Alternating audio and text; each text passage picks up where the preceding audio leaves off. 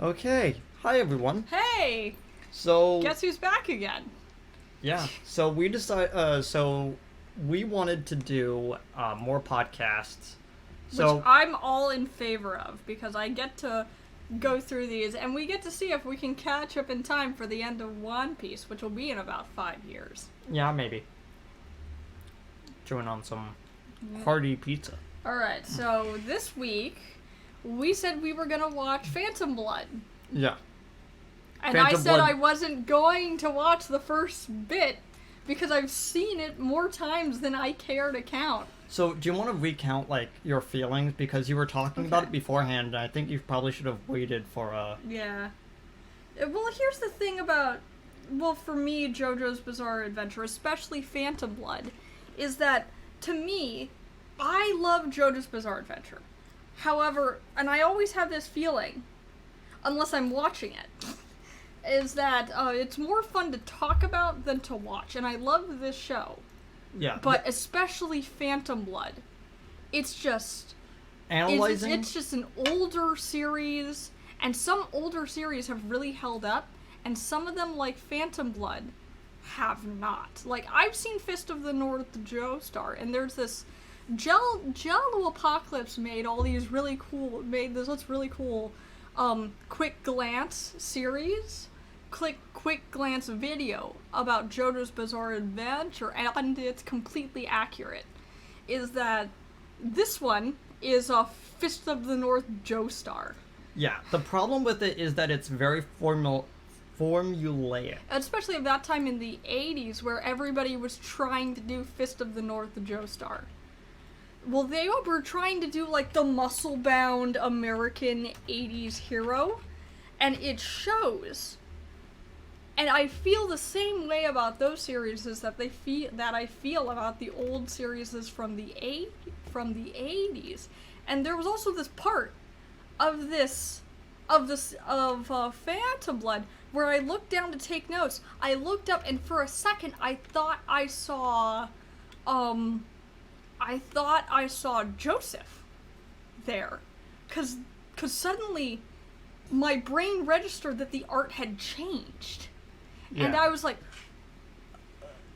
did I skip episodes? Did I fall unconscious and, like, Verve just skipped ahead to the next few episodes? No, the art had changed. So... And that's when it starts to become a good show, really. Like... Oh, yeah. The interesting thing is to know that...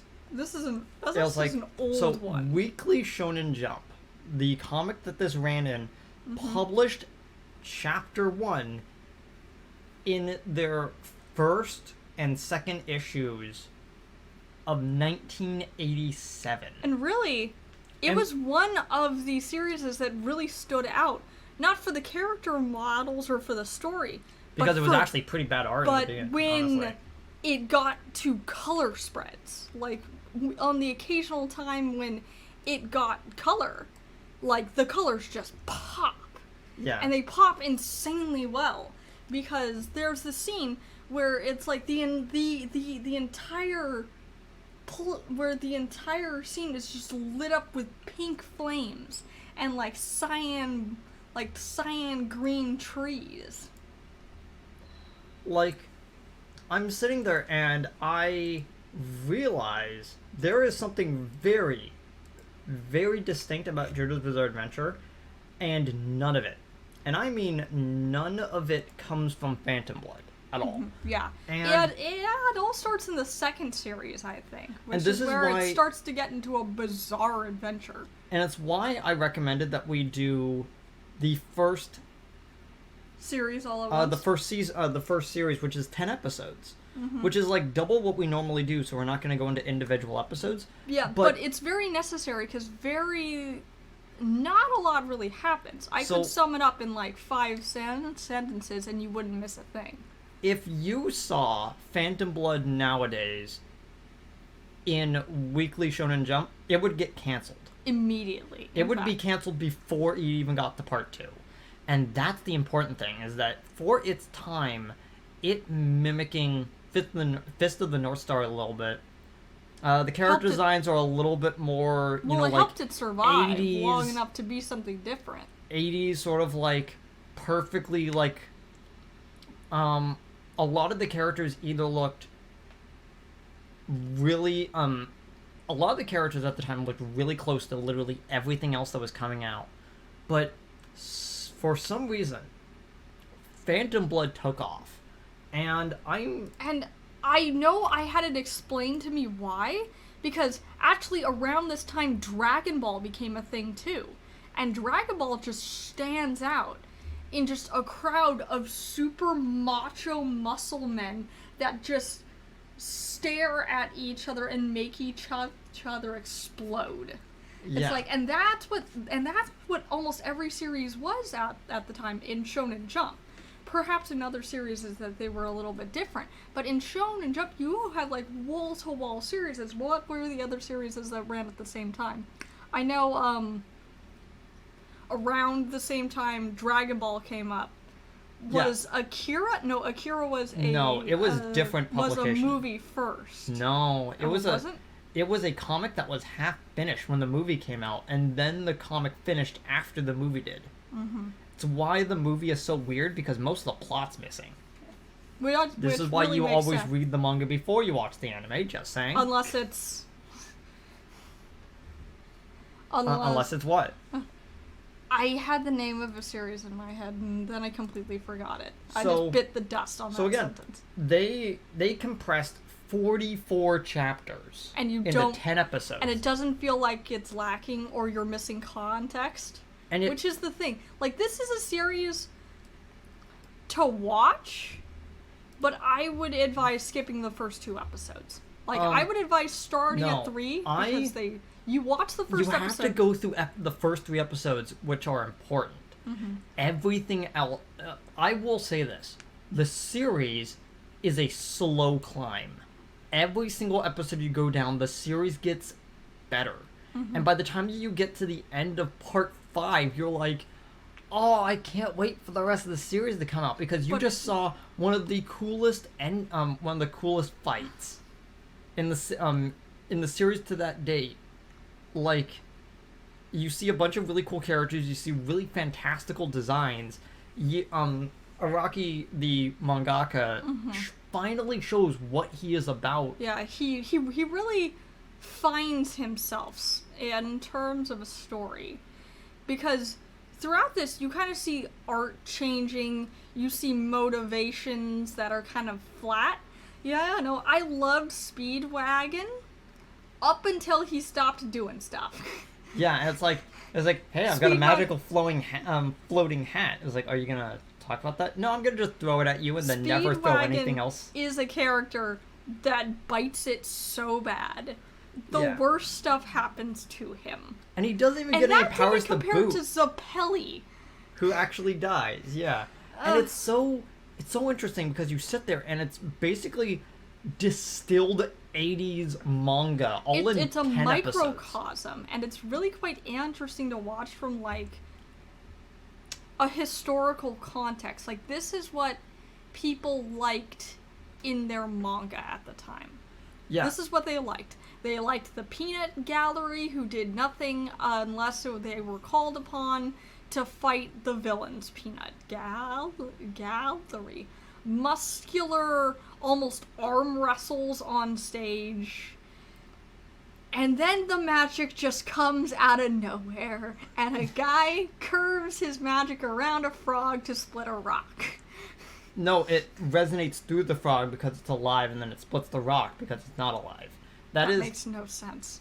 In terms of everything, because they almost never use... Because vampires aren't alive. They're dead, so it affects them. I know, it's so weird. And especially compared to Stans. During part two, they tried to make it really interesting by basically focusing Hamon as a magical device. And then they just turned it into what it was always meant to be. Yeah, and then they turn Hamon into, basically making Hamon into Stans. And affecting every other anime and manga that would ever come afterwards. Yeah, so it's like... Because really, It's like JoJo's human Bizarre resonance or something. Adventure... Or spirit. That's... Yeah. Spirit wave. That's what it's called. Because JoJo's Bizarre Adventure has influenced more series than I can physically count. In one way or another, all of the shows that we have liked to watch have been influenced by Later parts of yeah, it, though. specifically starting at 3. So... Because you can draw inspiration. It's like, you can see like, oh, this series affected this and this and this. Because it also has strong ties to the yokai of Japanese mythology. And you can see where stuff evolves from in future series. Like, for instance, I completely forgot that there was a character in Street Fighter who is literally just a character from Part 2, where she's got, like, the scarf, she wraps it around person, and she puts her... And she puts her energy into it, and she just basically electrocutes people that way. I'm like, yeah, I can now see that that is a JoJo reference. And... Like, once you see it, you can't unsee it, is the thing. The thing is that JoJo, because it's so prevalent in Japanese culture... It's just as soon as you know it. starts becoming Japanese culture. So it's really weird to kind of see all that. And see before it became that. Yeah. Like, you can see threads of what it's going to be, even as far back as Phantom Blood, but it doesn't really hit its stride. Because, like at the end of the day, I have to give Phantom Blood a bronze. It is my least favorite part. And even though a lot of people have problems with Part 6, and they don't like the fact that Part 9 takes so long to actually do anything interesting, sorry, Part 8. We're on Part 8. We're not on Part 9 yet. You wish that we were on Part 9. Man, I wish Part 9 would get Part going. 8 was done. Yeah. And you could read Part 8 from front to back. Chapter 100 of Part 8, released monthly, is coming out this week, as of recording. Yeah. And so when I say it doesn't get interesting until, like, 15 chapters in, that's over a year of publication for you to wait for something to get interesting. JoJo's Bizarre Adventure commonality through all of these. They have a very weak build-up where the dominoes are placed one by one and you're watching them, and then Dio just flicks it and watches them go. And he dies in quotation marks in the process. Because what happens at the end of the 10 episodes is that Dio is defeated, Jonathan basically goes off with Erina, and they're having a happy vacation. Dio comes back as just ahead, murders Jonathan, and Erina gets away. And raises the child that would then become the parent of the next JoJo. And that's when the parts change. But the important thing about JoJo is not the fact that it is a boring part. The fact about JoJo is that like he allows his series to evolve. And yes, it does feel like a prologue. It's a prologue. But at the same time, it really does feel like he got to the end of it and he went, all these characters are kind of boring, let's do something else. And so I'm gonna keep Speedwagon until I don't need him and just flex him right off of the I was like, I don't want to just do vampires again. I want to do something more interesting. And then you went back to vampires in the 3rd series. No, not really.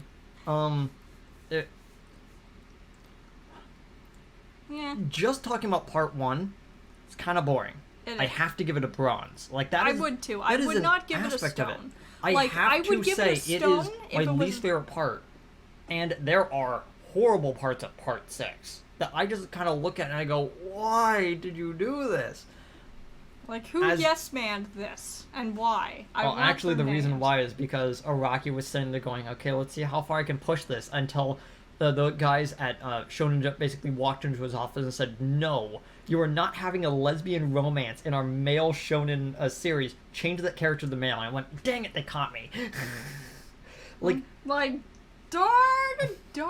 And then he all of that is alleged, by the way. It's not actually confirmed, but it is most likely the truth. And then he screams down the hole.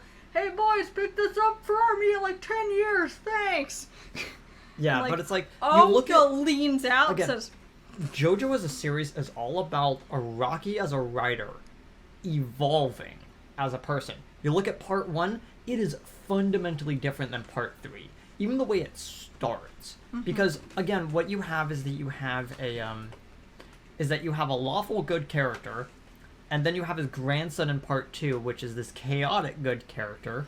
Jonathan would not have beat him over his leg. Like, instantly. If he had still been around, they would not have gotten along. He is the antithesis to everything his grandfather was, and this is stated in it.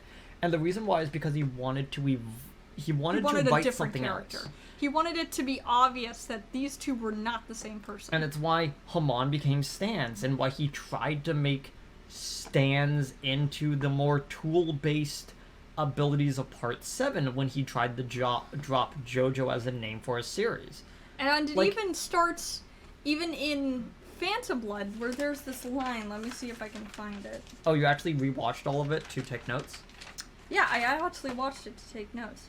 I'm just going off my head because I've seen Phantom Blood like 5 times now. This is the first time I've actually watched through the entire series without Again, crashing and burning. I really hate the Blueford fight because it feels so boring, but it's the most important. I liked it. I really liked the Blueford fight, and I thought I know, it's understandable, but at the same time, like, it's... Oh, here it is.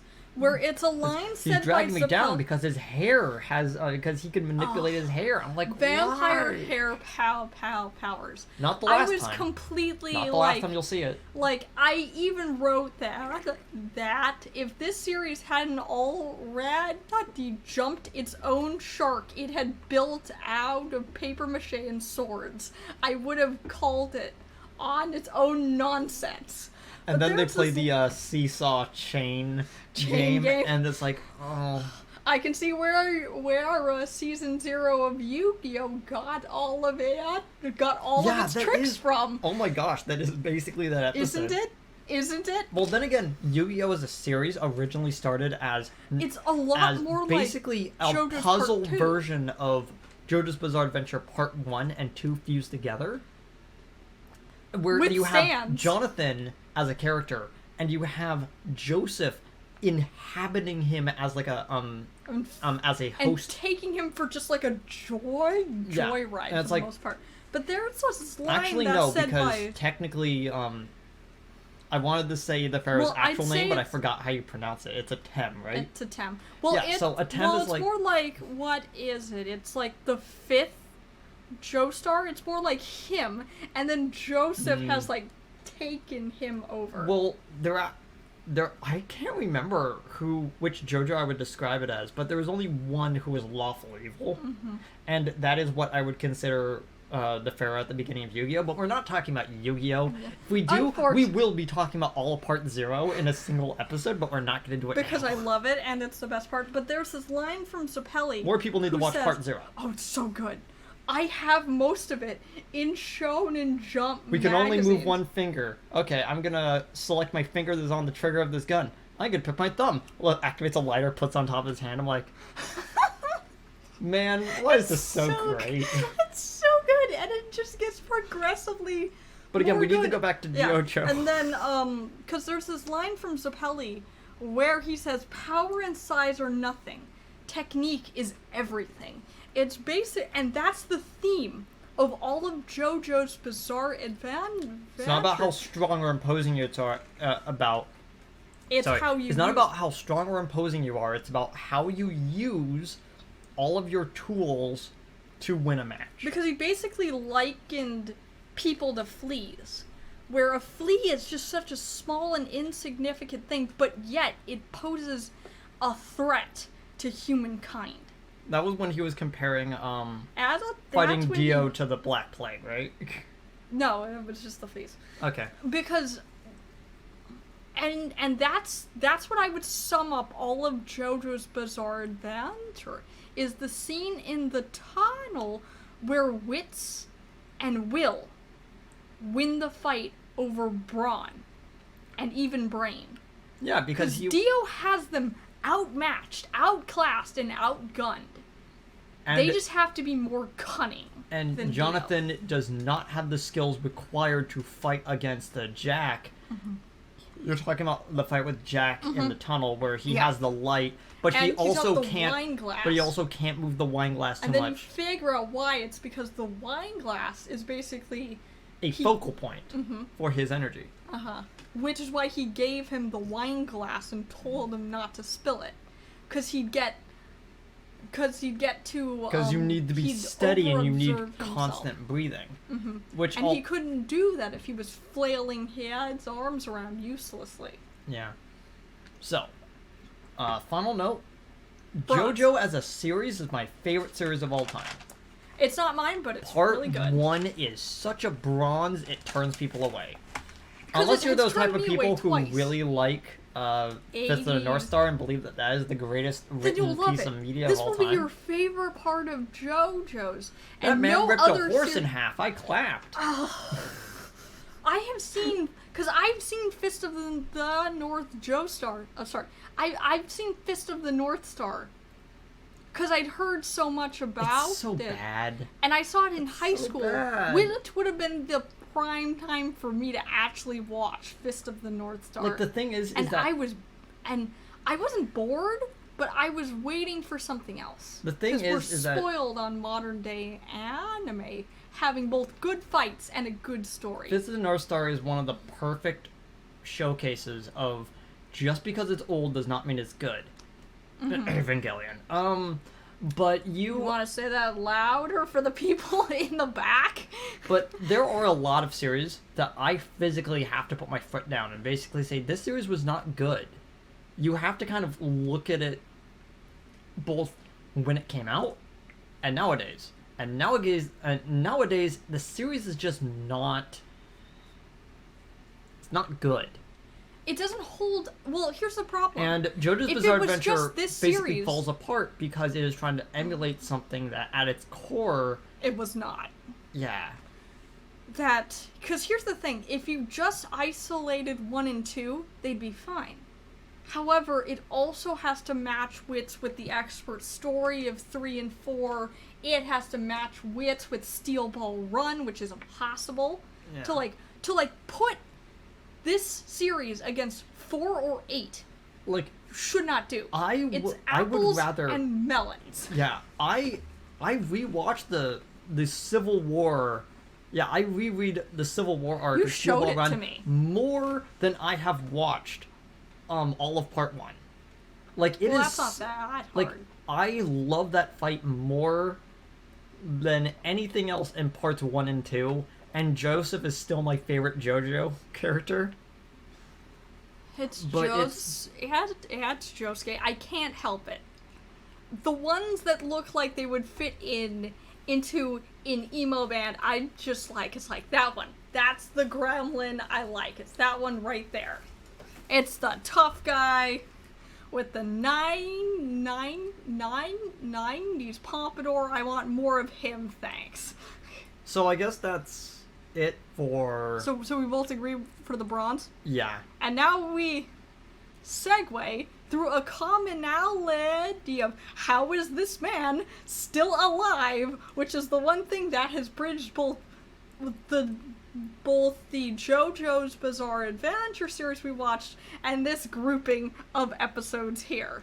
So How is Luffy still alive? So in episode 111, we literally start by Luffy unmurdering himself, basically pulling himself off of the hook, basically going, "I'm the main character, I can't die yet." And I Please hope don't." you like this recap of Luffy just being bodied and owned, because you're going to see it in almost every single episode. So I checked for what is for what was in the manga and what is considered I'm glad you filler did.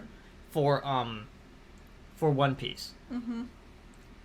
Everything in the first 2 episodes is not considered filler, and the next filler episode is episode 131. That makes sense. Because I've read... Which means that everything in Alabasta. this episode is manga filler, and that is annoying.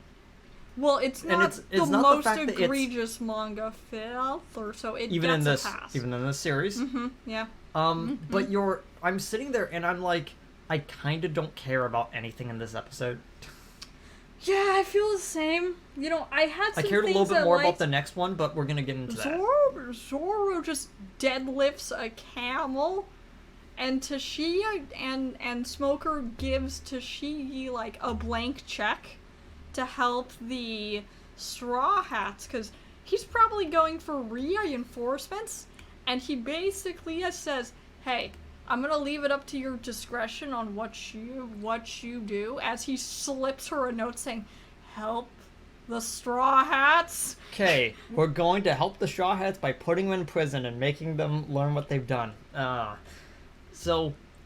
Meanwhile, the old guy, I forget what his name was. Toto.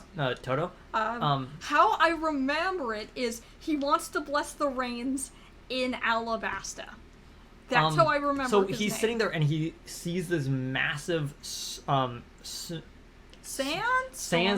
I don't But know why he's finally... and he's sitting there and goes, no big deal, I'll just dig it out like I always do. And then the town explodes. And it's like, oh, okay. We'll see if that guy's living Luffy, next time. Well, Luffy has such an indomitable will. It's infectious. And this comes up... We're going to jump to the end of the episode because there isn't too much to talk about and we're going to go back to it. But when Luffy is sitting laying there and Robin comes up to him and he goes, is this just like a Will of D thing with you, or are you just always like this? And he's like, and he's so confused. And he goes, do you know what? Never mind. And she just pulls him out. Is this the first or second time that this has been brought up? Because I think this is the first time. I think it's the first time. Because if not for... It might be the second. If not for the anime... Because I think it was also brought up... She might have brought it up in passing when they were on the boat. No, it was brought up the first time Robin was shown off. Where it said... Monkey D. Luffy. Monkey D. Luffy. And she pauses. And I think that's when she made a choice. And then she mutters, right there. the Will of D, huh? And everyone's like, huh? And I was like, and then it doesn't just matter. Moves on into the next but scene. now you... But because without Robin's dropping of the Will of D, without the anime-only poneglyph, this would be the first time we've ever heard of the actual story of what One Piece actually is. Because it's not just about a rubber boy who wants to be king of the pirates. He was like, we're gonna get into it in like many episodes later. Skypiea is probably the first time we're gonna go through it. The whole real idea is that Luffy isn't He's one of a kind. Character. He is a consequence of a bunch of actions that has led up to him becoming the king of the pirates. Mm-hmm. Because we know that by the end of this, currently watching basically the 5th act of this massive ongoing story. It's and like we're the just fourth act following of a kabuki Luffy's play. Yeah, we are just following Luffy's plot line, in which he shows up at the 11th hour and goes, I am the plot device. Almost. Yeah, he's the MacGuffin to Roger's story. Almost. Okay, Which so is super weird. Since we're on this topic, Robin basically turns over to Pell, who basically dragged himself out of also being dead. How is this man not dead? And basically said, you two newly dead people, you should probably go find help. I'm gonna go get into this banana gator taxi. You have of him still being alive. It's so great. Because I felt the same thing. I always call him Ingram, but that was his fake name. It's Iga Raparo. Uh-huh. Right? Iga Rapple? I just call him Ingram because it's just so much easier to pronounce. Because how is this man still alive? Yeah, he he's just like, I've made it back. It's like, what? I was like, how? But we also get introduced to Mr. Four and Miss Merry Christmas. I don't think we've seen them yet. Well, we have when the others all met up. But now we see them that they are about to enter. We are going to talk about them because their entire fight is over these 5 episodes. And not they in particular, but they add into deeper mysteries in the series. So So with the rest of the Straw Hats, they're traveling on the crab, and they realize that they need to somehow swim the river. So they. But the crab can't make he's not supposed to make the journey because he's a desert crab, So which I don't Nami- believe for a second. So Nami decides to strip for the crab to make him go incredibly fast across the river, so they can at least make half of it. Thanks, Oda. I was like, I wonder if Oda is starting to put fan service in a series for no reason whatsoever. And I check, I'm like, yep, this is in the manga. Sweet, sweet Muns, man. Yeah. He makes... Nami is so popular, she makes her own money. And Nami would love that. I'm sure if any character in this series would actually be comfortable with that, it would be her and no one else. I will actually mention one Easter egg. I'm not sure if you noticed, but Probably. when Nami knocked out Zoro and Sanji while they were fighting, Oh, yeah. Sanji had the heart instead of a bump on his head, and it's like that is something really simple like that. I love that. It's very small, but I love the fact that Oda includes it. Well, also because Sanji accuses Zoro of being afraid and not trusting in Luffy, which is such a big button. Like, the thing is that Zoro does not show his emotions on his face, but the thing is that Sanji is a person who could read people.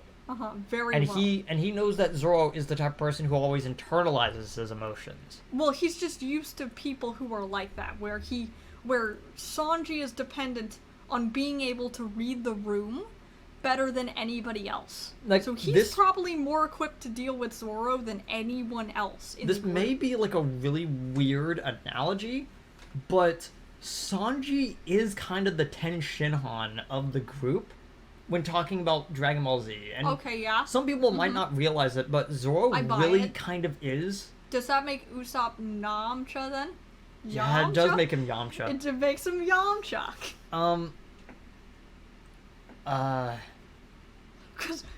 But here's the important part: is that there are certain scenes in which Tien basically sits there and looks at Vegeta, and he basically just starts picking him apart because he has really good insight. Because he should be in the people, and so he goes, apart. "I know exactly who you are. You don't intimidate me." Because he really shouldn't. And so he shouldn't be intimidated by Vegeta. Not and the thing is that the abridged version basically expands upon that aspect so much, and I love it. But it's so good. But either way, the drama is so good. Yeah, but is that you sit there and you realize that Sanji is trying to read Zoro, and it's not like a real. It's not like he's trying to. It's call not a real out. rivalry. Like, it's not like that. Hey, I want to be the second command. It's like, no, I want to be in second command. It's literally Zoro's like, I got seniority, and he kind of wanted me to be the quartermaster, and it's like, okay, I'm the cook. Even though it's not. I still have problems with you as a person. Who is co-captain? Because if anyone else in the group at this point is going to be co-captain, you are nothing without your navigator. Yeah. Okay. But and this is probably the part as well where Zoro and Sanji have a beef that they probably needed to have day one. So, when they get across the river, the crab basically drops them off. They encounter a catfish. The fighting Dugons from before show back up. Thanks, Oda, for actually remembering that you wrote something into your story. He always does, though. They get to the other side because of the Dugons helping them out. And they encounter... What did you write them down as? Because they have, 3 different names. Oh, which one's the... I have it written down as the Super Spot Billiard Duck Troops. I did the same thing because that is the one of the correct translation. The other one is Supersonic Duck Squad or something. They're basically Sentai dust. So ducks. So I wrote them down. You have Karu. You have Stomp, who has a baseball cap, which Usopp rides. You have the one with the horned helmet, which is the one that Luffy will eventually ride when they're going back to the ship. His name is Ivan X. Super cool. The one with the cowboy hat is called Cowboy, and that's the one that Sanji rides. Here's my favorite one.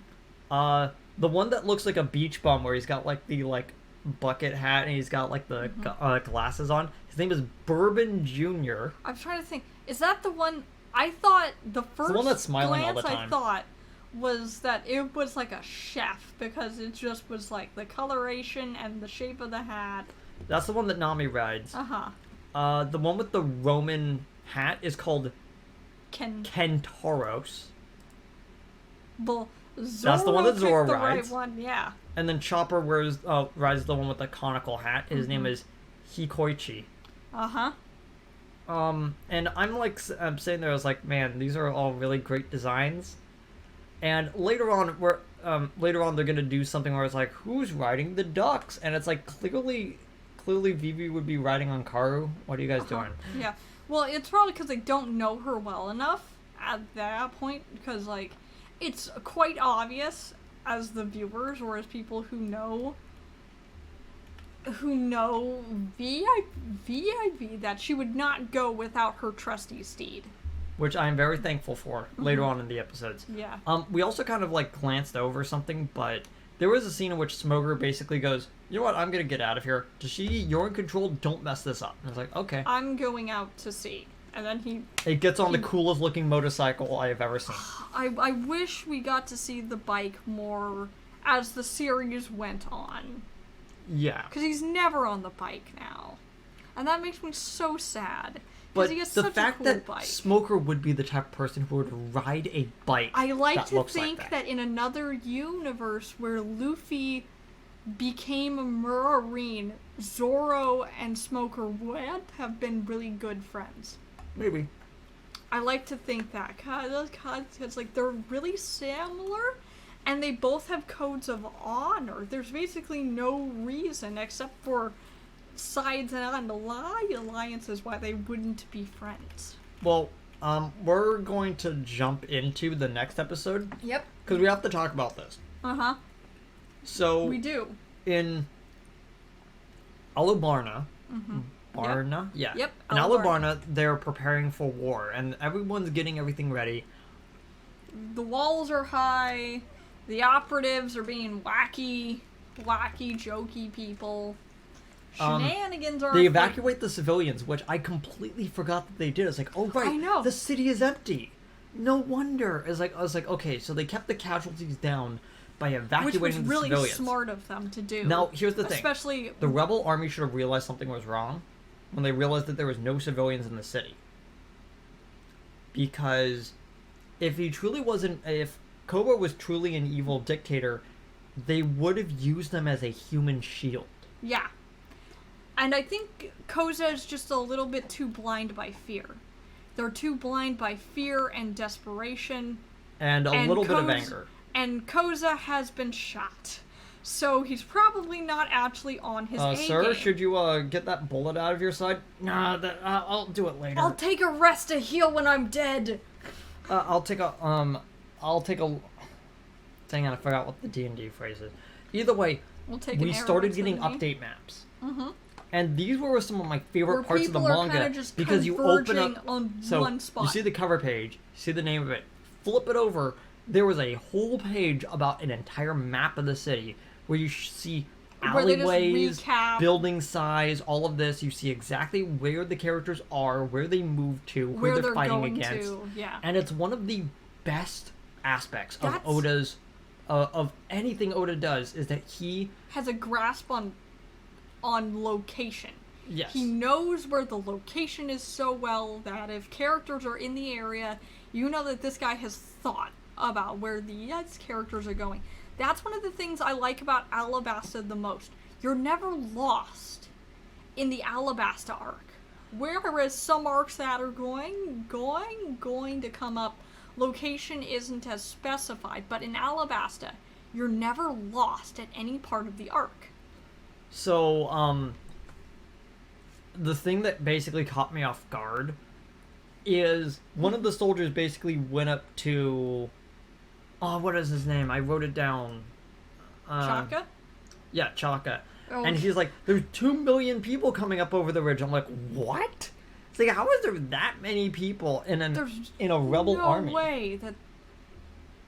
I was like, It's like, I could not imagine And a Chaka, group of 5,000 people all moving at once and managing that. Chaka should have been suspicious at that time. He really should have been. Yeah, because it's like, that feels He should way have called too his bluff, big. because this is the same guy who then causes problems for him later on in the fight. Yeah. He should have, like, sent sentries to recount. So, since we're going to be doing this, we're going to be talking about all the episodes afterwards. I thought I might mention it here. We are going to talk about everything with Vivi first. Okay, we can do that. That's Okay. probably best because hers is the most plot centric of all of these. Okay, so, the Baroque works are waiting for them as they're looking over the ridge, and they see 6 figures, and they see them come over. They all have They're all shrouded, like you can only see their hands. yeah. You can only see their hands, and you can Except only for see in a the ducks that few they're on. situations, like you could see like it's Zoro's impressive chin, or you could see Usopp's nose, but you can't even really like see their hands most of the time. You could barely even see anything on their face. Sometimes they're like completely covered. Or they're you like know which one tilting their Nami is heads because down. she's got the feminine figure, Which is why they picked to go after and her. all 6 of them split into 3 groups of 2, and basically it forces the Baroque works to basically split up into To divide their and conquer. groups of 2, except And for they- Bon Clay, who basically is He is his own partner. You cannot contain that man. You can't contain him. So they all split up, and they all basically decloak. So Mr. One and Doublefinger are fighting Zoro and Nami, which probably the best matchup between the two. It is the best just one. on complete accident, because they've got really good powers that basically Contradict each other. yes. Because here's the thing. You can tell that the Baroque works silently thought that Nami was Vivi and picked the most senior 2 of them to go after her, and broke off on ones that they thought were least likely. Because Mr. Bon Clay basically went at he went I after... always switch between calling him Mr. Usopp. 2, because I don't want to call him Bon Clay until later. You know? Because he's not Bon Clay yet. He's Yeah. Mr. 2. So Mr. 2 basically splits adore off, Mr. 2. goes off by So himself, good. and he follows the 2, and it's Usopp and the camel.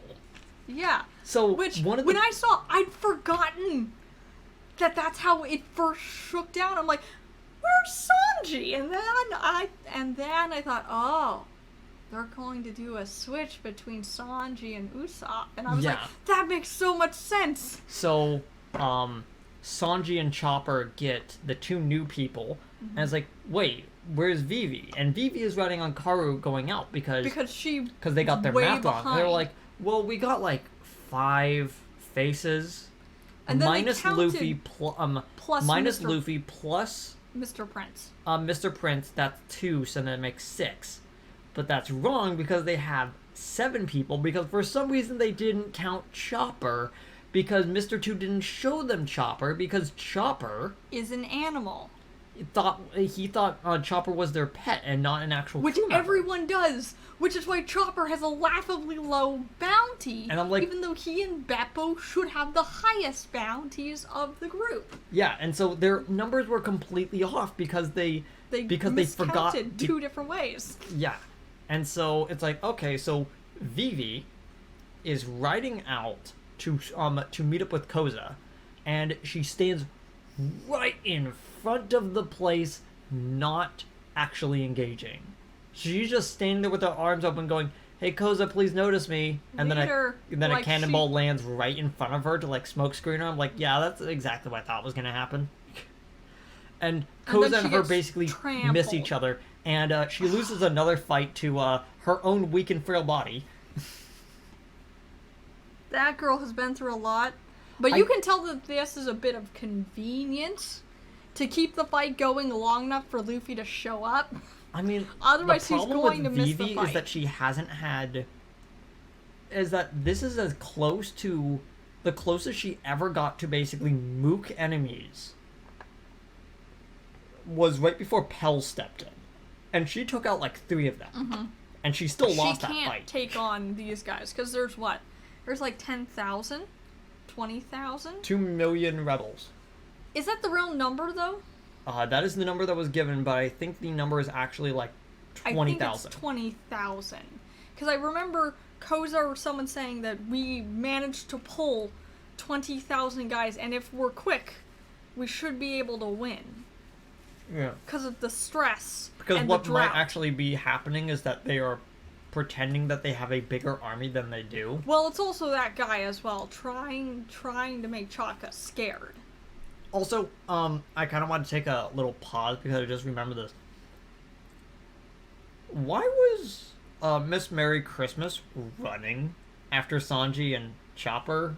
Wouldn't she have really actually like shouldn't used be her running. power? Like, it feels so weird that she did that. Yeah, she should not be running. The only reason she would be is because Oda wanted to hide what she could do for just a little bit longer. Because he wanted to have an end of chapter like sting of Reveal. like, what the heck is this battle setup? And you realize We're gonna be why talking about that Chopper particular got thrown fight to this last. group. Yeah, that you realize why Chopper got thrown to fight this group.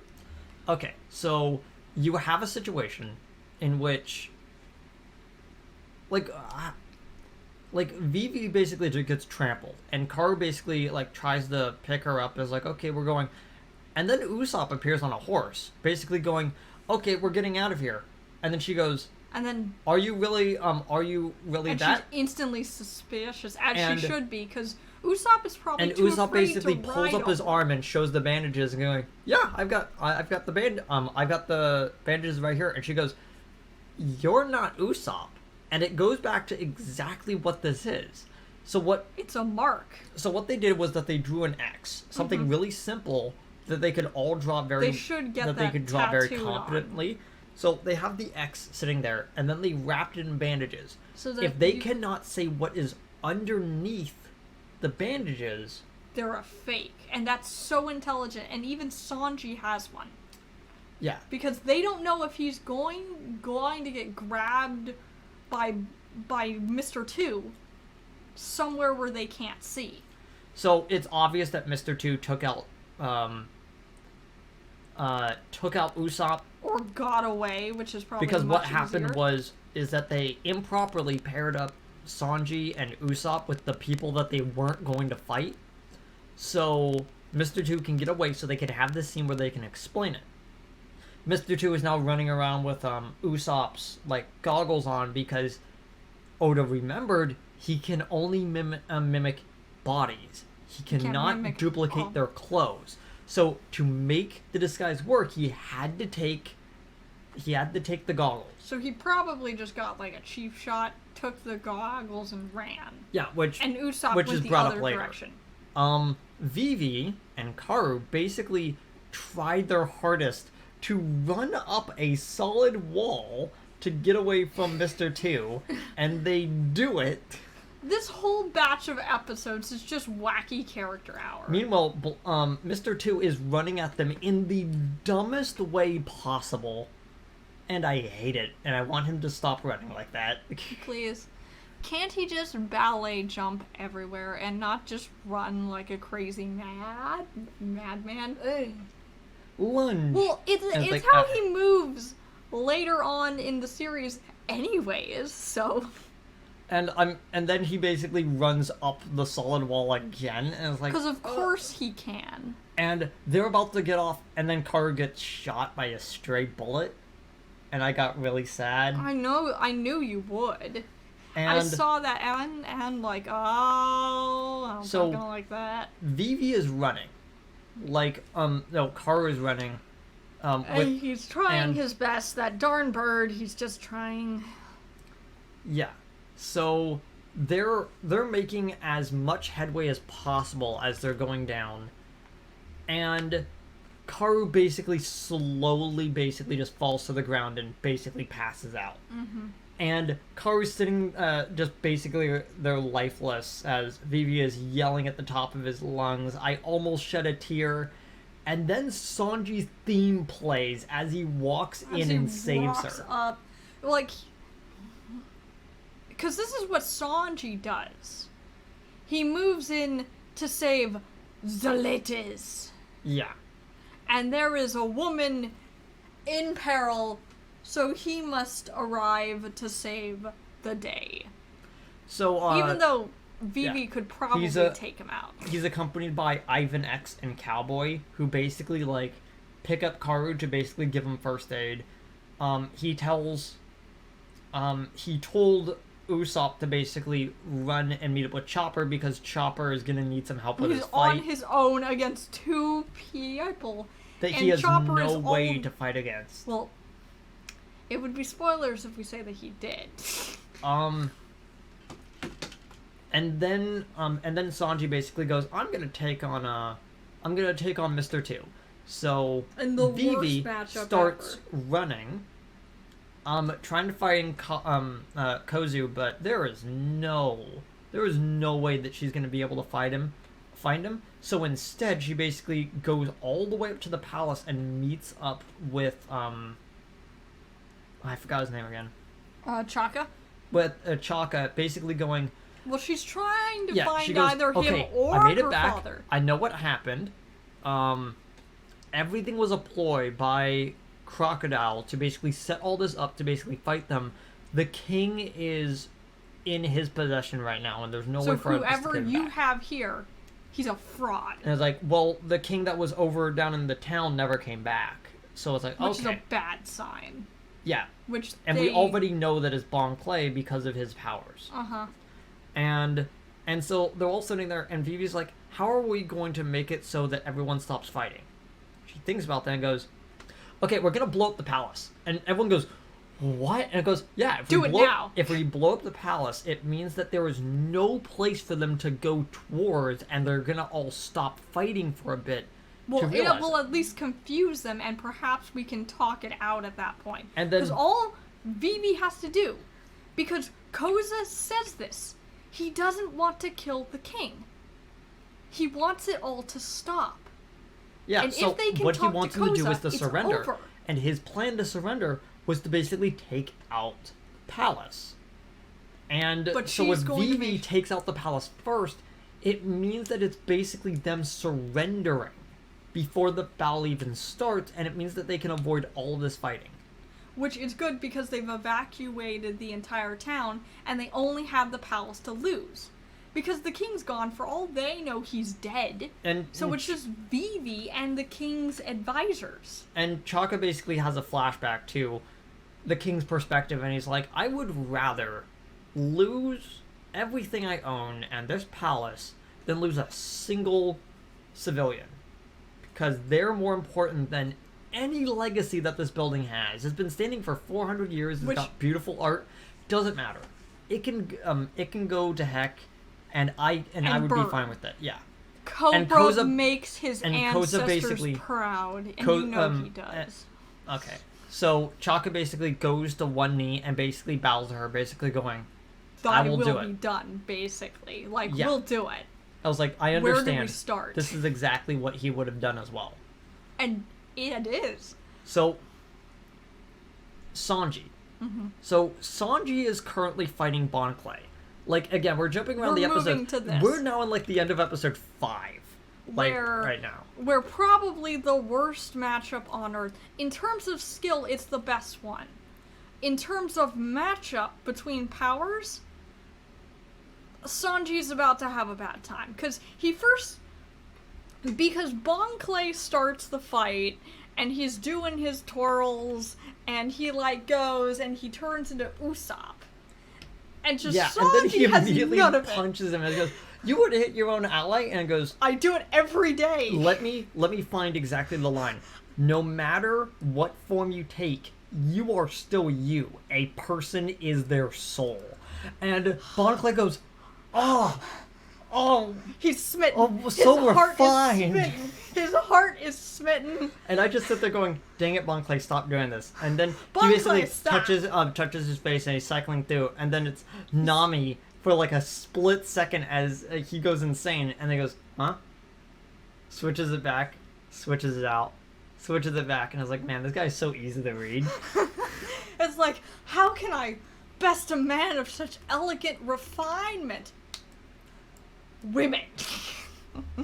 It's like, I know him, I know his type.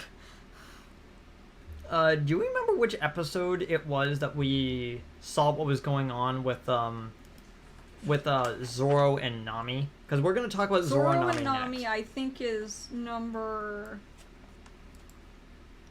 It's either 13 or 14. Let me find it. I think it's 14.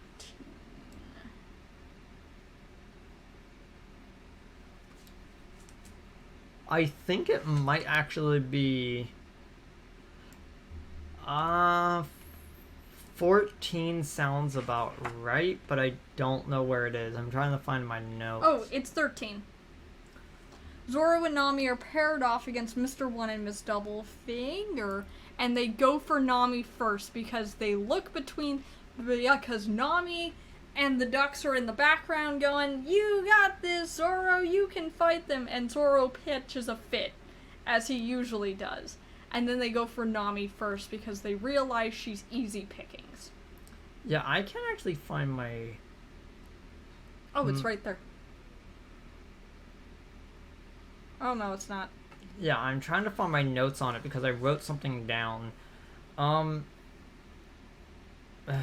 They glance to it. We'll go back to them in the next batch of episodes. Yeah, but the entire idea is that Zoro is looking for a fight, but... He's looking for blood. But the entire idea is that there's like, no, we're gonna go after Nami first because she's the weakest link out of both of you, and we would rather take out Nami first. And Zoro's like... Scoundrels. He gets so pissed. Yeah. He's like... As he should be, because Zoro has really been dying for a good fight this whole time. His sword is screaming for blood, and Zoro's blood is screaming for blood. It's no surprise he gets so pissed. Nani? There it is. So...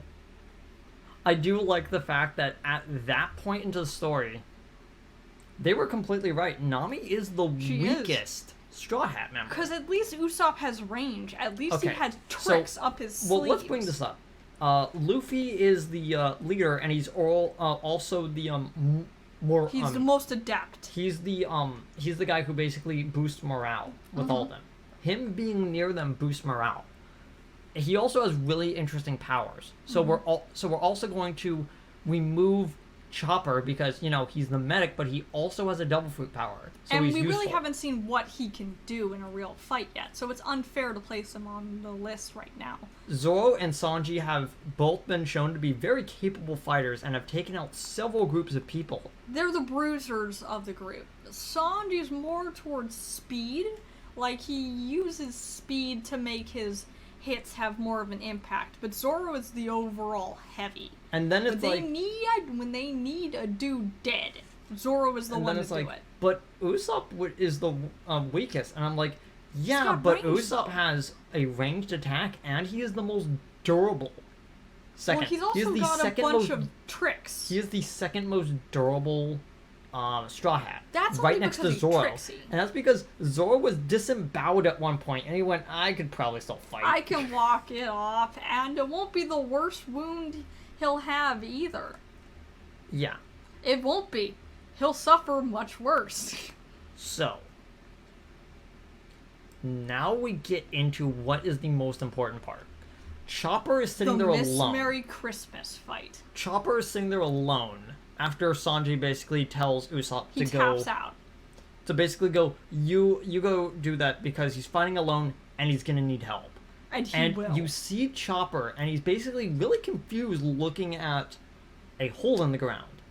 And Mr. Four basically comes up out of another one, and he starts practicing by swinging his bat. And every single time he swings it, and when he swings it once, like a crack shows up on a ruin near him. Like, almost trying to insinuate that, like, the wind pressure of him, like, swinging that is like cracking the stone or something. Because here's the thing. And then you hear an explosion. And it's like, okay, where is this going? Because these guys are a great matchup for Usopp. Because they've got just as many tricks as he does. And Chopper can't fight them alone. He's also the youngest. He's the baby Straw Hat of the group. Yeah. Until they get, like, in the future, like, this isn't even now in the group. Like, he's the youngest of them. And Sanji and even though Usopp's coming to help. I completely forgot I said that. I'm gonna go back to the Sanji fight for just a second. Oh yeah, I read that too. When Sanji's theme hits, it feels he so goes, good. "Nice work, Karu. You're the man. Go get help." And I'm like, I love Sanji. He is my favorite Straw Hat. He is. Okay, so he's one of my favorites too. So, what was the exact line that Chopper said to Usopp when he found him? I forget. He goes, Usopp, you need to know everything. I was like, what? It's like, okay, Merry Christmas. She's a mole person, and Mr. Four is a fourth hitter, and him and his dog are fighting me. And Usopp goes, what? And I go, what? And then I had to pull up Wikipedia. Directly from Wikipedia. In baseball, a cleanup hitter is the fourth hitter in a lineup, and they are the one with the most power on the team, and the most important job is to bring runs in. The cleanup hitter cleans up the bases after they're all filled, meaning that if they are runners on the bases, the cleanup hitter is going to score them no matter how many people are on the team. They're supposed to get the home runs. Which means Mr. Four is the strongest member of the top 5. In terms of bruisers. And he is. That's really accurate. Like, what was that? It was wasn't it like a 4-ton steel bat? Oh, yeah. In which he, like, leans it on bricks, and it just basically... dangerous. And it basically just folds like it's warm butter. Like, through it, and it's like... Ah! It's like, that would be... And they left Chopper alone with him. Yeah. So...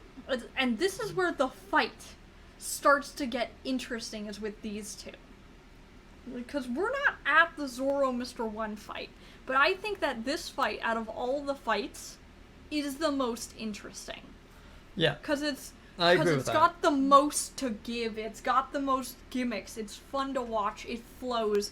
It's not just two dudes trading blows back and forth like they're like all they're trying to do is sharpen their knives and prove how manly they are. This is the fight with all the tricks. Also, I hate to bring up the series that we talked about for like a mini, but in JoJo's Bizarre Adventure, when we mentioned that JoJo's fights are a lot more. They evolve into a lot more than just two guys standing and hitting each other. One Piece is basically the antithesis of this, where every single time you encounter it... Sorry about that, I clacked my you tapped your plate mic. into my mic. Instead of basically sitting there and basically saying, these two guys are going to punch each other until one is gone... They're going to have an intelligent battle in which a man fight until one of them dies. Yeah. Which is not how One Piece is. There are some fights that are just like, we'll keep swinging until the first person It's a lot goes more down. Skill. It's a lot more skill and luck than strength and endurance. And that's most of Usopp's fights too. Is he has to get lucky. And he has to get and he has to basically outsmart his opponents. So, what we have here is that Miss Merry Christmas is a mole person. She has a zone fruit. Mole fruit. She has a zone fruit that makes her dig tunnels, and she could basically make holes that are all connected through like a network. So Mr. Four kind of lumbering, slow dude, but is very strong, She catapults him from can one area basically to the go next. from one area to another, and it makes him very agile, more agile than he normally would be. Which makes sense why they were paired up instead of pairing him up with probably someone who can watch his back, because he's a slow guy, but he hits hard. Imagine if he was paired up with Miss Golden Week. Oh. And everyone just sits there like, it's like, this That team would up actually- doesn't work. Until they start going. Maybe like paint him with like speed or something. Well, but, no, like, she can freeze everyone else. he just walks them or cracks their skull open. Yeah. Yeah. But so he has that, and Mr. Four has a nearly perfect batting accuracy. He is able to basically hit a baseball and basically make it go wherever he wants. He basically and has immaculate accuracy with his bat. And which is really great because his dog shoots baseballs, which are timed grenades. Which you might think, well, this series is weird, but I've never seen a dog shoot exploding baseballs. Good. Well, folks, it's about to get weirder. So it's not a dog that is shooting grenades. It is a gun with a dog fruit. And you might put, specifically and you the might pump dachshund, brakes. the dachshund fruit. It looks so cute. And you might pump the brakes more and say, hey, how does a gun eat a fruit? Well, I'm glad you asked, because we've been asking that for almost 20 years and still haven't gotten a real answer. So this is actually a good time to bring this up because it is actually explained earlier on in the Logtown arc. Rogue? Is it Logue or Roguetown? Which one do you think is more canon? I like Logtown. Logtown sounds good, but Because it's a Roguetown log. is more appropriate. Yeah, Roguetown is either way. It's a town where the lawless come as a pit stop, and it's where they log their trek to the new world. So either way fits. When we were over there, we were told about the cursed sword that Zoro is carrying around, and it's like it's Where got a it will of its lust- own where it's it lust. lust for blood. So he goes, okay, and he And there flips were the two sword up, other holds like his it. hand out, and the sword doesn't cut him. And he goes, I guess my take will was more powerful than its. I'll take it. And he got the sword for free. And ever since then, whenever a named sword comes up, It almost the has like a sword has a personality. soul to it. It's got a personality, often not unlike those who wield it. So either the sword is an extension of the person, or the sword and the person naturally gravitate towards each other regardless of distance on the map. It's like a soulmate, but with a sword instead. So yeah, the idea that a weapon used for a very long time can develop a soul means And we'll that the get back to gun that that as they we go fed the dog fruit to had a soul as well. It and its name is Lasso. Lasso? Lasso. Lasso? Like that's how we Lasso? pronounce it, is like lasso. So it's like Lasso Opsa, even though it's a dachshund. yeah, Lasso is sitting there, and basically what he does is that he shoots baseballs for Mr. Four to hit, and he quickly goes to the hole that will allow him to hit the ball the best, redirect the ball towards the person with frightening speed, And kill them. and if it doesn't hit them, it will explode and will take them out. So either it's way, a it's a very- win-win-win. So It's a very deadly combination. they Of, really have the best team up out of everyone on the group. So, how well does this go? Well, it So, the goes first thing- with the rousing game of whack-a-mole So, in reverse. so what happens is that Usopp is like, one of the most durable members of the Straw Hats, I'll take takes it. an explosion to the face, Oh, he and just still gets eats up and it. he goes, okay, I think I have a good idea. Usopp vanishes as he hides in one of the holes. Because he has to outsmart them, not outmuscle them. Because he's not going to outmuscle Mr. Four. Mr. Four is basically looking happen. around. Basically, where is he? Usopp comes up behind him with his 5-ton hammer and just smacks it down onto his head and knocks him out for a bit. Mm-hmm. And I go, oh. And I thought about it and went, wait, didn't he use the 5-ton hammer before? And I'm like, oh yeah, he did. It was inflatable. And it basically scared the guy into knocking him out. Remember? Mm-hmm. Yeah. Turns out that this 5-ton hammer works slightly differently. It's a papier-mâché mask made out of 2 frying pans and a stick, in which he basically tied them together, wrapped the papier-mâché around, which, by the way, did you realize that papier-mâché was spelt like that?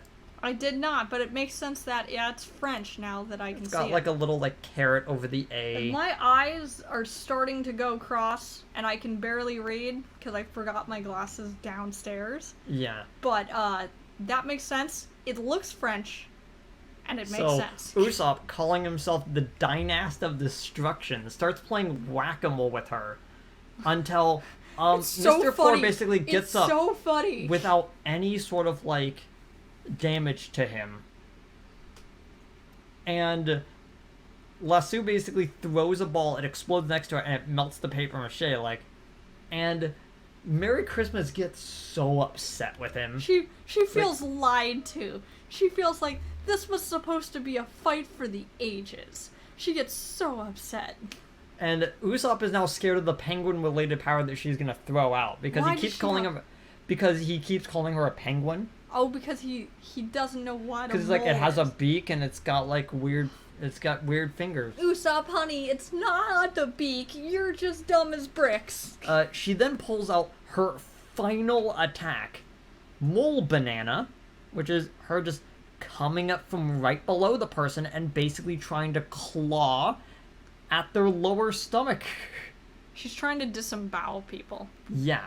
And it's like, you called your final attack Mole Banana. What is wrong with you? You know, besides other things. What is wrong with you, Miss Merry Christmas? She lusts for blood is what's wrong. So, Chopper decides that it is the perfect time for him to use his Rumble Ball. Yep. In which he uses the Rumble Ball and goes into Brain Point, and then uses Scope. Scope is the one where he makes the crosshairs, right? Yeah, he basically puts his 2 hooves in front of him and he looks. So the idea behind Brain Point is that because he's not focusing on maintaining a form, he can use all of his concentration to figure out a weakness. I completely forgot how this worked because as I say in the Pirate Warriors video game, he just sends out a ton of projectiles when he does that, so I get really confused. Which makes no sense for how he's able to do that when he is Reindeer Boy. Yeah. With no other abilities to him. I mean, they use the crosshair symbol when they throw it out, so the idea is that he's like whipping up a ton of rocks and like throwing at their weak point, maybe? I don't know. But still sounds like lies and baloney, but okay. Yeah, but they're going through, and we don't really talk about the cuts in between episodes, but this is the first time that we see Chopper's cut-in of his wanted poster in a long time, and which he doesn't have yet. I completely forgot what his theme sounded like, and I think that they really should play his theme more often because it's a really cool piece of music. It's really neat. Yeah, and the only time that they really played it was during the backstory of him and Mad Doctor. In which you already had like an earful of his theme anyways. So it all blended into the rest of the music in that episode. Yeah, so Usopp is sitting there and he's trying to think of something, so he runs into the ruins goes, yeah, this is gonna be great.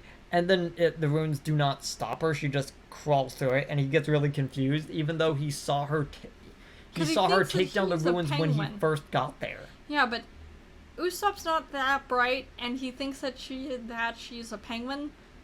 So he's continuing to not be very bright. So Usopp gets grabbed in the foot, and she enacts the move Mole Highway into the move Mole Impact, which is basically 1-2 dragging him mole combo. along the ground by his foot, slamming him into pieces of stone. And I just sat there going, it hurts. ah. It looks gruesome and ugly. Did you see the face that he made when she went and grabbed his face? It was like, got you, and he went, and it was like, it's He such makes the face it that is- like Robin makes like in Wano, and it's great. Like ah. and it's such a great face where it's just like, got you, and it's like, and he just looks like he's about to just die, and then he almost does as he just goes face first into masonry. I appreciate Usopp's attempts and efforts in these episodes. And it Like was you at- can tell he's really trying, and I give him full marks for that. It was at that point that his scope ability works, and he goes, I know exactly what to do. And because Merry Christmas is too busy focusing on Usopp at the time to move Mr. Four around through the tunnels, he runs as fast as he can towards Lassoon, kicks dust into his nose, and then points him straight down into the molehill, basically going... Because he's Basically looking going, to flush the her out. tunnels are all connected, so if I fill this up with baseballs, it's gonna blow the entire, like, mechanism. Which is really smart. Yeah. You can tell that Chopper, for being so young, once he gets old enough and more experienced, he could be a really good tactician, along Yeah. with one or two other characters who join much later on in the crew. So, the explosion that causes is so big, everyone on the battlefield kind of momentarily pauses. And this is where Vivi got the idea to basically blow up the palace. Is from looking at the explosion going, I know what to do. oh. Are we going to talk about Usopp and his moment? Oh, I forgot. Because we do I forgot have to about talk something about that was his really moment. great during the molehill part. When he's like slapping down, it was like hit, Dum, hit, dum, hit, dum, dum, and then dum, there's a dum, moment of pause where she comes up. There is no hit, but she's like, huh? And he launches the rubber band at him. It's like hit, hit, hit, and I was like, Because he knows that and the it hit gets isn't... her, and that's the funniest part. It was really funny to watch. It's like, doom, doom, doom, thwack. Sorry. So Usopp is like, yeah, that's great, but the happy music isn't playing it, so we know for a fact that It's not doesn't over. that didn't work. It's not And over.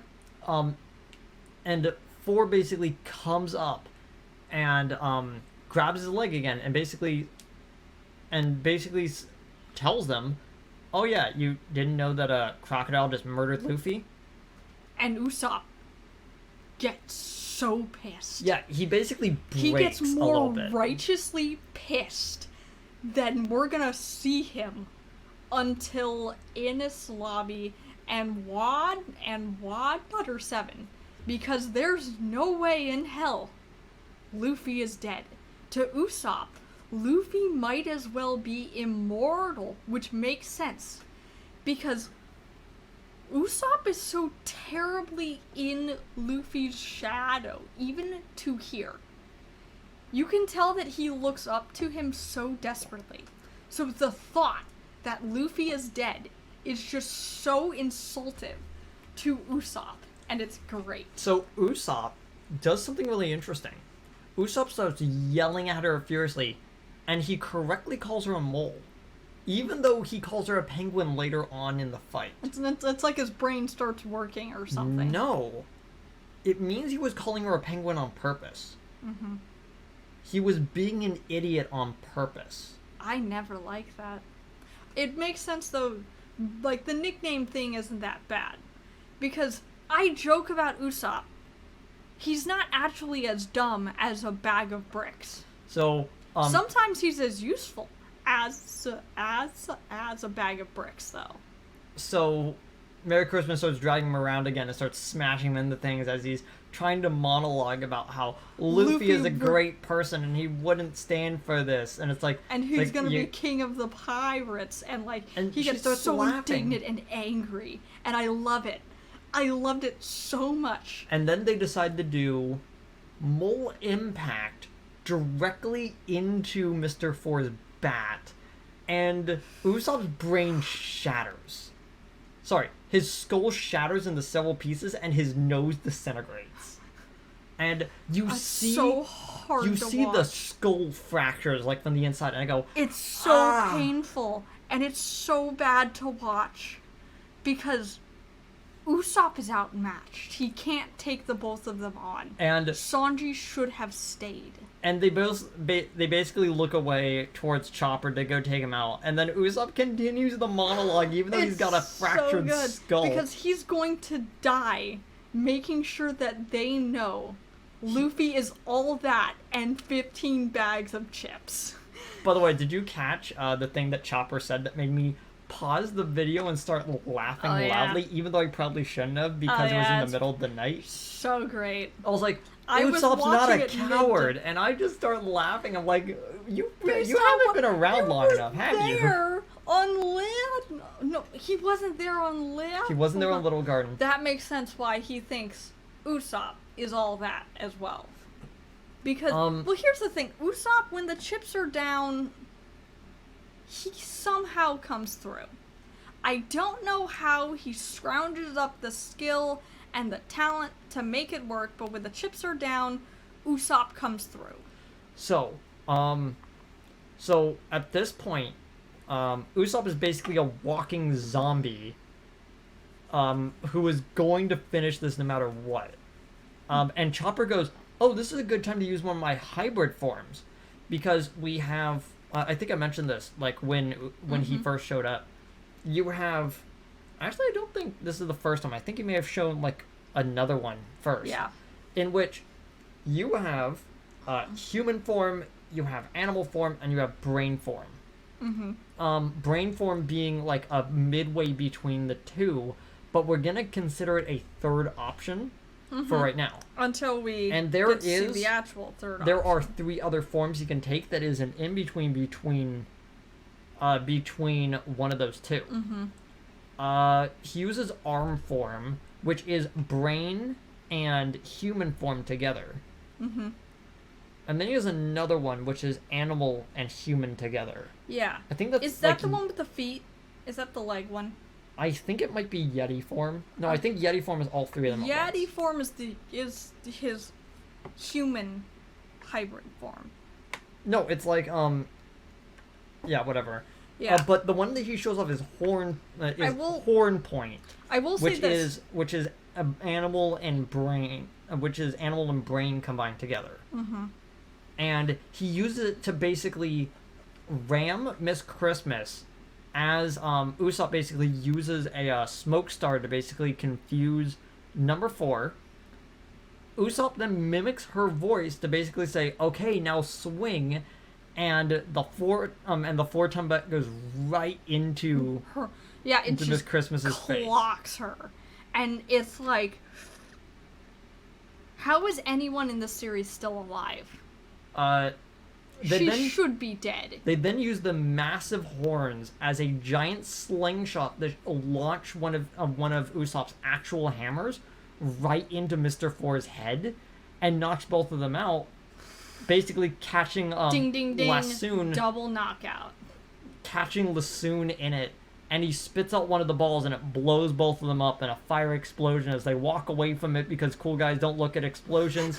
Splash screen into Southeast Gate Battle winners Usopp and Chopper, and I'm like, Double KO. and it's so great because, and I was like, I probably would have been upset if we had to stop halfway through that fight. It's a good thing we saw that entire thing. I'm so glad. So we can talk about the entirety of that fight being probably the best fight in this arc. It's the best. Like, even when we eventually get into the amount of thinking and chicanery that Luffy, of all people, is going to have to do to best Crocodile, this is the best fight.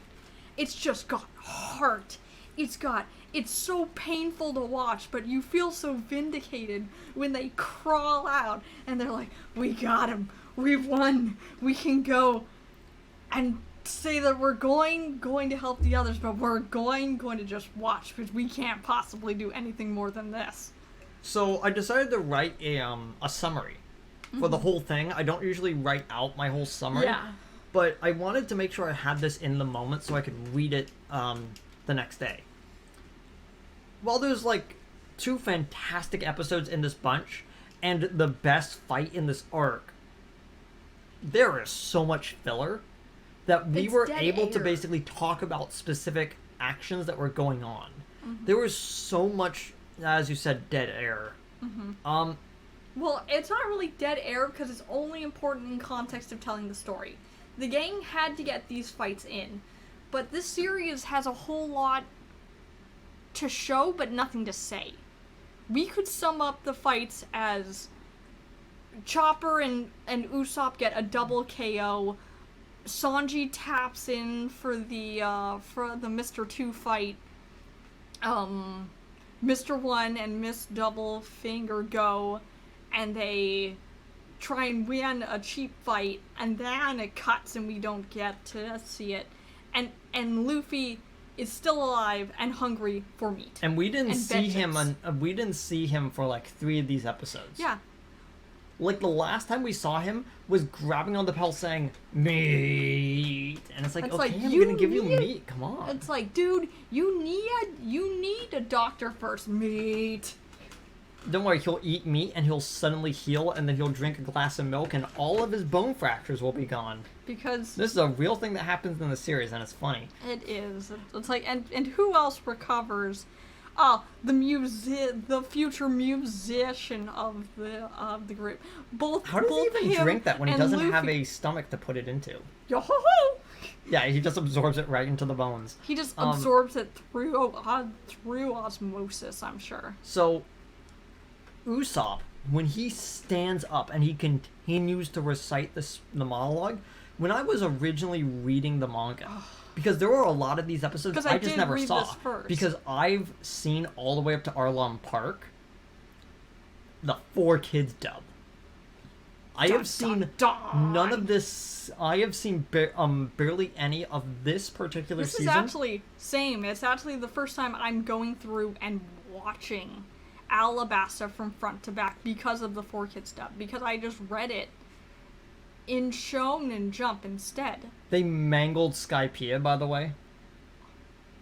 Yeah, and by the way, do you want to know 4Kids? Did they which make it episode we Skypiea? would have? Yeah, do you know which episode we would have ended on if we were watching the 4 Kids dub? 73. Because they took out all the filler parts. They took out all the filler parts, Laboon and Little Garden. Which No, I makes think they no kept it sense. in Little Garden. What did they take out? Because they wanted No, to. No, they they took took out the Whiskey Peak. Did they take out Whiskey Peak? They took out something. No, they They kept was in. a- There was a lot of Whiskey Peak that they kept in, but they kind of just Oh, jumped yeah, they to still the had part Whiskey where they Peak. were fighting number 5. Because in Whiskey Peak, Zoro makes all of these awful, wonderful puns. That's right. Yeah. But yeah, so because the 4 Kids dub, they did a lot bad. And Just if you saying. want to know where they stopped, it's right before the arc that would have had the main characters basically fighting against the government, and 4 Kids didn't want to instill kids the idea that They picked up the wrong series. anti-government propaganda that they didn't want to publish anti-government propaganda. 4 Kids. Well, here's the thing. 4 Kids wanted another Pokemon, and they bought a lot of anime in a giant grab bag. One of those Ultimate was, Muscle, Kirby, Yu-Gi-Oh, and One Piece. Shaman King, you got to remember that Shaman they picked King. up Shaman King, and They also did that series. Hakuno no Go. dirty, too. Yeah, They did Go. Why did they do Go? because it was the hot new thing. I still 'Cause hate it was that in logo a for Go, packet. by the way. I really hate it. It's his head, but had his to eyes are read it. replaced with the 2 pieces. It's You, weird. you I don't like it. understand, Sean. I had to read that in Shonen Jump every week. I didn't like it. Did they actually pick up Go? Because I think... Shonen Jump, yeah. No, I don't mean- know if 4 Kids. Yeah. I have no idea. It's Hikaru? Hikaru no Go.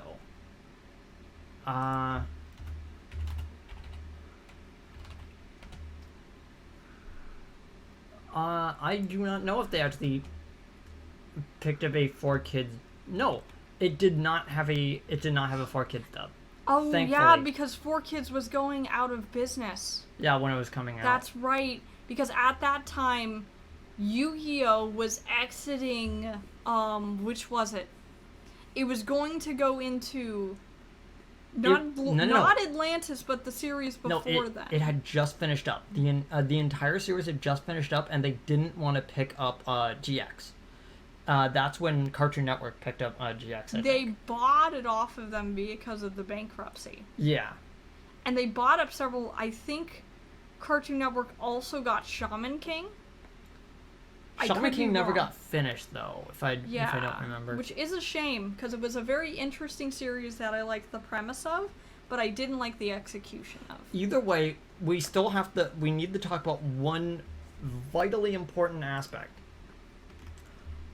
Usopp, when he did that, he really earned his star in this one. He bumped up from my least favorite character, to somewhere near. Yeah.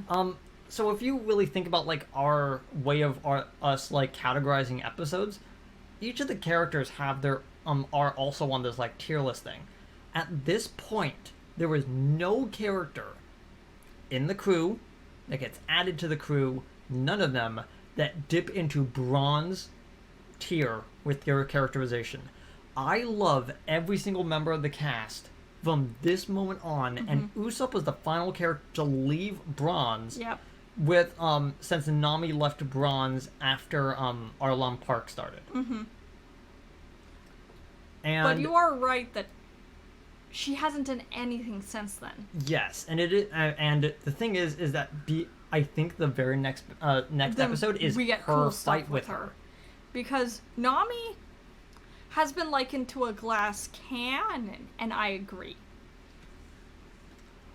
She's a very flashy stained glass cannon, but she a glass cannon nonetheless. Yeah. So overall, I give So let's just go down the list. The first episode was like a bronze for me, and then most of it is silver. Most of it is silver. For the rest of it, except until we get for the episode with Sanji saving Karu, which I gave a gold, and I also gave the first episode of Usopp actually fighting Mr. Four and Miss Christmas, also a gold. I gave the last 2 golds as well. Overall, no, I actually gave the final episode kind of a low silver, because I feel like that the battle switched. ended lacklusterly. Yeah, like, I agree. feel like it needs to be better, but instead it's basically Usopp gets up and he basically says, "We haven't lost," and then they win. Mm-hmm. It's like, wow, that kind of it's just up the really rest quickly. of the episode made up for the lackluster ending, because it. Yeah. Because I like what is starting to happen with Usopp. He's I starting to listed become as slightly character below average that who's episode. not insufferable, and I appreciate when characters are not insufferable. Yeah, so I call these episodes silver. As a package deal, they are silver. Yeah, there were gold moments in this, but right now, you have a bunch of silver episodes with gold moments. Mm-hmm. You know? This is true. What's up? I'm just looking at the time. Yeah. So that's basically it. Did you have any last words to say? It's about to go down. Yeah. So we're gonna see you guys next time when we're gonna see you the next time we do one of these podcast things. See you guys later. See you guys. Bye.